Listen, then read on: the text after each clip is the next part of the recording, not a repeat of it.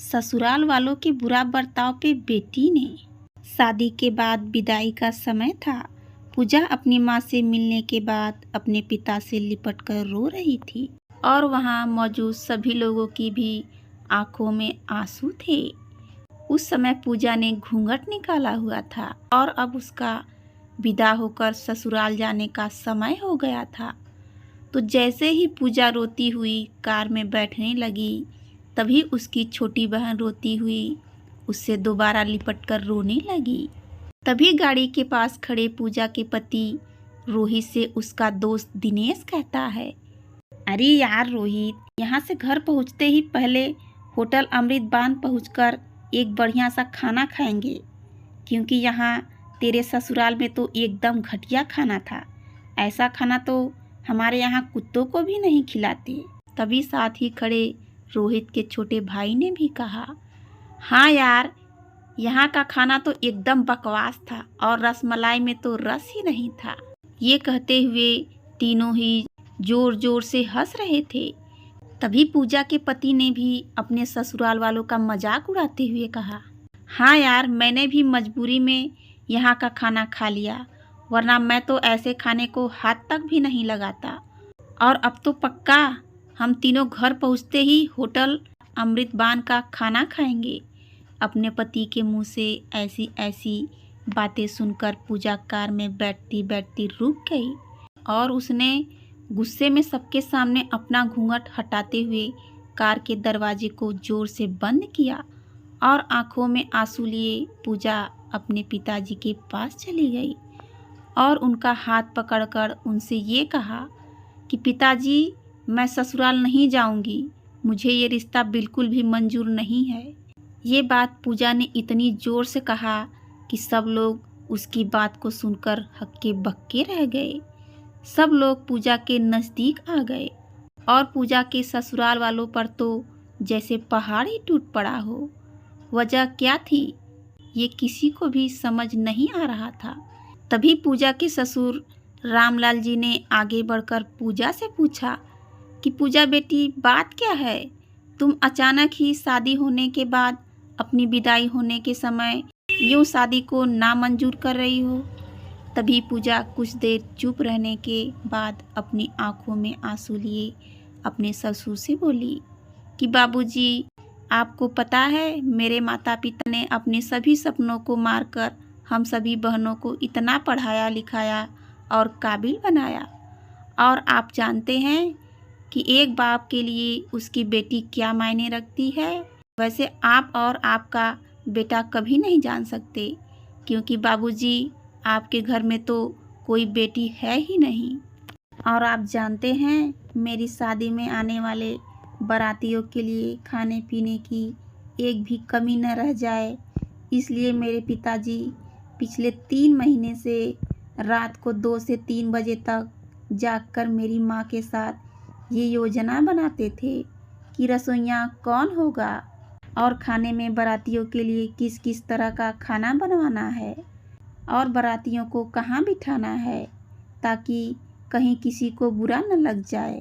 और शायद आप नहीं जानते कि मेरी माँ ने पिछले 1 साल से एक भी नई साड़ी नहीं खरीदी, क्योंकि मेरी शादी में पैसों की कोई कमी न हो जाए। और आज भी मेरी शादी में भी मेरी माँ मेरी बड़ी बहन की साड़ी पहनकर खड़ी है। और ये तो कुछ भी नहीं, मेरे पिताजी भी 150 रुपये की एक शर्ट के नीचे कई छेद वाली बनियान पहनकर खड़े हैं। और ये सब सिर्फ इसलिए ताकि मेरी शादी में कोई कमी न रह जाए। लेकिन इतनी मेहनत करने के बावजूद भी आज इस शादी में आपके बेटे को रोटियां ठंडी लगी, उसके दोस्त को पनीर बकवास लगा और मेरे देवर जी को रसमलाई में तो रस ही नहीं मिला। और तो और मेरे पति रोहित जी तो कह रहे थे कि वो तो ऐसे खाने को हाथ भी नहीं लगाते, बस उन्होंने तो मजबूरी में ये खाना खा लिया। अगर सब कुछ इन्होंने मजबूरी में ही खाया है तो इसकी क्या गारंटी है कि मुझसे शादी भी ये अपनी खुशी से कर रहे हैं।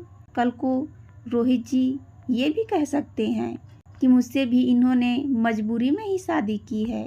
और पूजा रोते हुए अपने ससुर से ये भी कह रही थी, जिस माता पिता ने मेरी शादी में दिन देखा न रात, बस शादी की तैयारियों में लगे रहे, उन माता पिता पर आज आपके बेटे और उनके दोस्त यूं जोर जोर से हंस रहे हैं और उनकी इतनी बेइज्जती कर रहे हैं।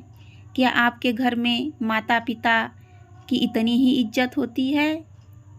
तभी पूजा का पति रोहित भी पूजा के पिताजी और पूजा से हाथ जोड़कर माफ़ी मांगता है और ये कहता है कि बाबूजी, मुझे माफ़ कर दो, सारी गलती मेरी ही है, लेकिन आज आपकी बेटी मुझे एक पिता की इज्जत करना सिखा दिया और आज के बाद मैं हर किसी के माता पिता की हमेशा इज्जत करूँगा।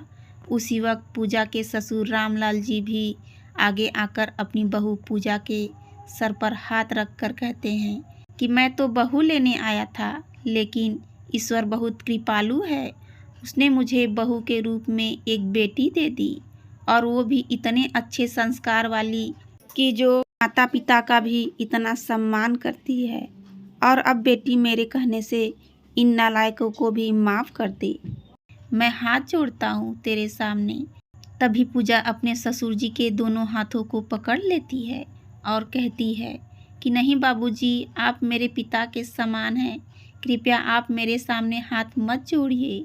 तभी पूजा के पिताजी दयाराम जी भी कहते कि समधी जी, आप मेरी बेटी के सामने हाथ जोड़कर कृपया हमें शर्मिंदा मत कीजिए। मेरी तो आपसे बस इतनी ही प्रार्थना है कि आप मेरी बेटी को अपनी ही बेटी समझना और इससे कभी कोई गलती हो जाए तो इसे माफ़ कर देना। तो रामलाल जी ने अपनी समधी दयाराम जी का हौसला बढ़ाते हुए कहा कि आप बिल्कुल चिंता मत करिए, बल्कि अब तो पूजा बेटी ही हमारे पूरे घर को संभालेगी और ये ही हमारी घर की लक्ष्मी है। ये सुनकर पूजा के पिताजी बहुत खुश हो जाते हैं और अपनी बेटी को खुशी खुशी विदा कर देते हैं। और अब पूजा राजी खुशी अपने ससुराल रवाना हो गई थी और अपने पीछे छोड़ गई थी आंसुओं से भीगी हुई अपनी माँ और पिता की आंखें और अपने पिता का वह आंगन, जिस आंगन में कल तक वह खूब हंसती खेलती थी। धन्यवाद।